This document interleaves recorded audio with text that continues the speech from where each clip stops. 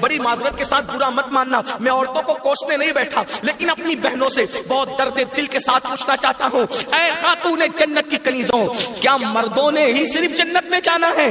عورتوں نے جنت میں نہیں جانا؟ تمہاری محرومی کی حد ہے میری بہنوں کہ تمہارے قدموں کے نیچے جنت ہے۔ اللہ کے رسول فرماتے الجنت تحت اقدام الامہات، جنت تمہاری ماؤں کے قدموں کے نیچے ہے، لیکن ساتھ ہی حضور نے یہ بھی فرمایا کہ میں نے جہنم میں سب سے زیادہ اگر کسی کو دیکھا ہے تو عورتوں کو دیکھا ہے۔ آج بیٹیوں کا حال یہ ہے، اب بیٹیاں قرآن کہاں یاد کرتی ہے، اب بیٹیاں حدیث کہاں یاد کرتی ہے، اب بیٹیاں دین کہاں پڑھتی ہے؟ یہ تو گانے سنتی ہے، یہ تو سیریل دیکھتی ہے، یہ تو فلمیں دیکھتی ہے۔ اللہ اکبر! قوم کی جو بیٹی بالغ ہونے سے پہلے سیریلوں میں بھاگنے اور بھگانے کے مناظر دیکھے گی، قوم کی جو بیٹی جوانی کی دہلیز پر قدم رکھ کر فلموں میں زنا کے مناظر دیکھے گی، پھر وہ گندگی نہیں کرے گی تو کیا کرے گی؟ وہ جرائم نہیں کرے گی تو کیا کرے گی؟ اے خاتون جنت کی کنیزوں، جب جب اللہ کے دین کو تم پیٹ کے پیچھے ڈالو گے تمہیں رونے کو مزدور نہیں ملے۔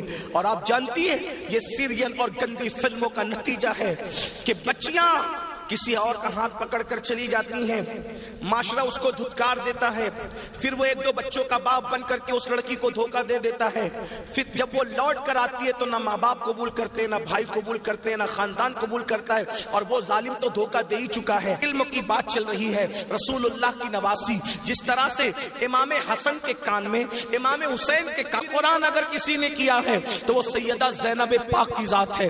صرف 7 سال کی عمر میں سیدہ زینب نے حافظ قرآن کیا تھا، آپ قرآن کی حافظہ تھی۔ اللہ اکبر! آپ کو حیرت نہیں ہونی چاہیے، اللہ اللہ، سیدہ زینب نے صرف 7 سال کی عمر میں قرآن کا حفظ کیا ہے، اور قرآن کی اکثر صورتیں آپ نے اپنی امی سیدہ فاطمہ کے ذریعے سے حفظ کیا ہے۔ اللہ اکبر! اور قرآن کا سب سے پہلے درس دینے کا کام کوفہ کی سرزمین پر سیدہ زینب نے کیا ہے۔ یہ رسول اللہ کا خاندان ہے۔ ام المومنین سیدہ عائشہ صدیقہ وہ خاتون ہے کہ اللہ اکبر، عورتوں میں سب سے زیادہ اگر کوئی حدیث روایت کر رہا ہے تو وہ سیدہ عائشہ صدیقہ کی ذات ہے۔ اور آپ مفتی 4 ملت ہے۔ اصحاب میں جب کسی مسئلے پر اختلاف ہو جاتا تو لوگ کہتے چلو ام المومنین کی بارگاہ میں ان سے پوچھیں گے۔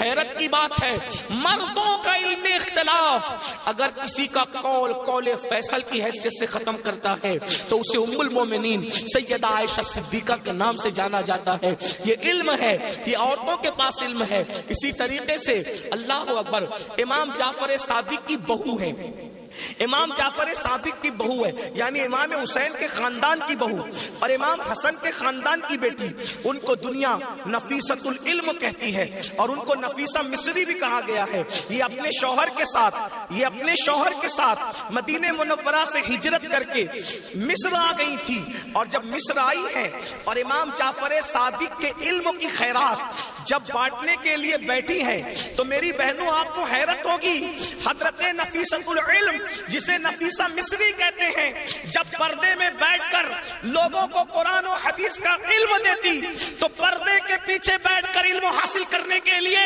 مجتہد مطلق حضرت سیدنا امام شافعی جیسے لوگ آیا کرتے تھے اور ان سے علم حاصل کیا کرتے تھے۔ یعنی ہمارے یہاں اسلام میں عورتیں ایسی تھی کہ اتنے بڑے بڑے مرد جو ہے عورتوں کے پاس آ کر کے اسلام حاصل کرتے تھے، علم دین حاصل کرتے تھے، اسلام کا علم حاصل کرتے تھے۔ پردے کے پیچھے سے گویا کہ نفیسۃ العلم نے، نفیسہ مصری نے ام المومنین سیدہ عائشہ صدیقہ کی یاد کو تازہ کر دیا تھا۔ میری بہنوں، آج وہ کہاں گیا معاملہ؟ آج تو عورتوں کا مطلب زیورات سے محبت، عورتوں کا مطلب نئے کپڑوں سے محبت، عورتوں کا مطلب شادیوں میں شرکت سے محبت، عورتوں کا مطلب بازار میں گھومنے سے محبت، عورتوں کا مطلب جو وہ فلموں سے محبت۔ عورتوں کو دین سے تعلق کیا رہ گیا؟ بڑی معذرت کے ساتھ برا مت ماننا، میں عورتوں کو کوسنے نہیں بیٹھا، لیکن اپنی بہنوں سے بہت درد دل کے ساتھ پوچھنا چاہتا ہوں، اے خاتون جنت کی کنیزوں، کیا مردوں نے ہی صرف جنت میں جانا ہے؟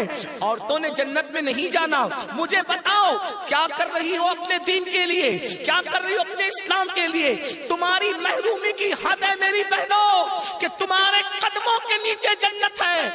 اللہ کے رسول فرماتے الجنت تحت اقدام الامہات، جنت تمہاری ماؤں کے قدموں کے نیچے ہے، لیکن ساتھ ہی حضور نے یہ بھی فرمایا کہ میں نے جہنم میں سب سے زیادہ اگر کسی کو دیکھا ہے تو عورتوں کو دیکھا ہے۔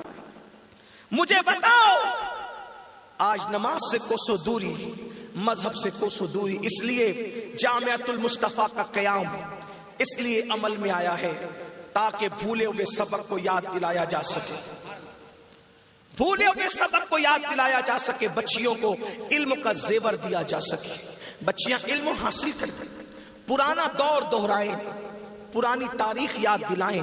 لوگ کہتے ہیں تاریخ اپنے آپ کو دہراتی ہے، دنیا آج کہہ رہی ہے بیٹی بچاؤ بیٹی پڑھاؤ، 1450 سال پیچھے ہے دنیا اسلام سے، دنیا آج کہہ رہی ہے بیٹی بچاؤ بیٹی پڑھاؤ۔ میرے نبی نے 1450-1500 سال پہلے بیٹی بچا کر بھی بتا دیا اور بیٹی پڑھا کر بھی بتا دیا۔